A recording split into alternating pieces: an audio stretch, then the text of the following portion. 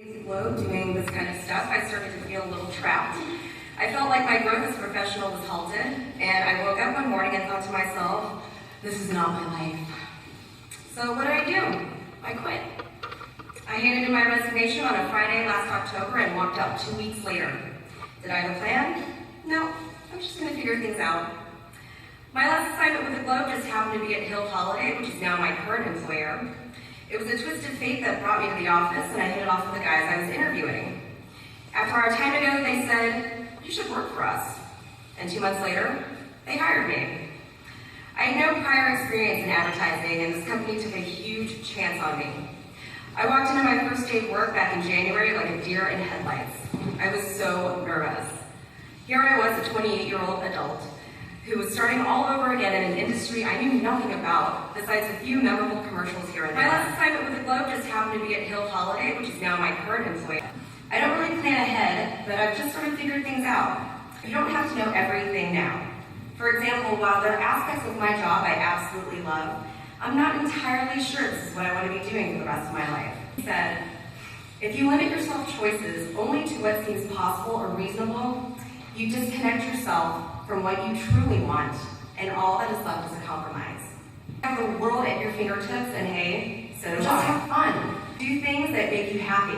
So thank you for letting me blabber away about my journey so far, and thank you for listening.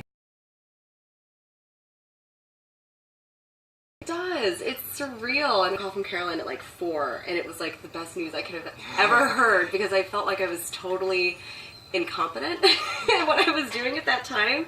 But then it was like, oh no, like this is a really great award, and it does mean a lot because collegiate has such a rich history. No, it means a lot. It's a real honor.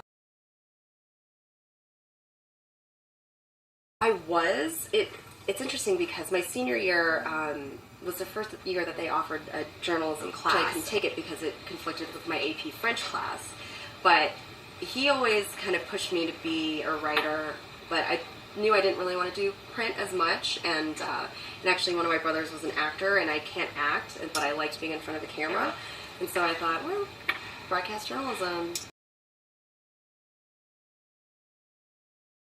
It was a great opportunity for me because it was small. It's kind of like a glorified high school. I went to Indiana and it was huge, and then Emerson was like, oh my gosh, like such a culture, because it's so small. You get a lot of opportunities to like go to LA and work at production companies, and really, and like there's an LA campus, so people go there for a whole year, and that's like, but they work too and like do co-ops. And I did spend a week my senior year at WLKY. Just learn like the importance of being able to be a well-rounded storyteller. If you want to go into journalism, you've got to know how to shoot, you have to know how to edit video, you have to know how to interview, you have to know how to be in front of the camera, because they're going to ask you to be everything. And even the TV stations are doing it now. A year ago when I was leaving the Globe, I interviewed at WHAS 11 for a multimedia journalist position there, and it was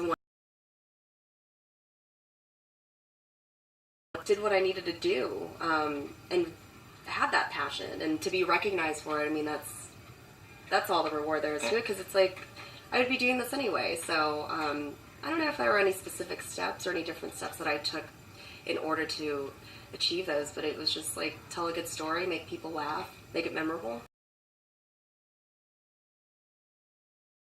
First of all, the fact that this club even exists is awesome. Like, be involved in this, intern, like, at local stations, newspapers, websites, go out and shoot video, watch a lot of movies, watch a lot of web video, and take notes, and if you want to pursue this, and just, like I said earlier, like, you gotta be a Renaissance man or Renaissance woman, but I guess have fun with it, because you meet so many fun people, and I will network, and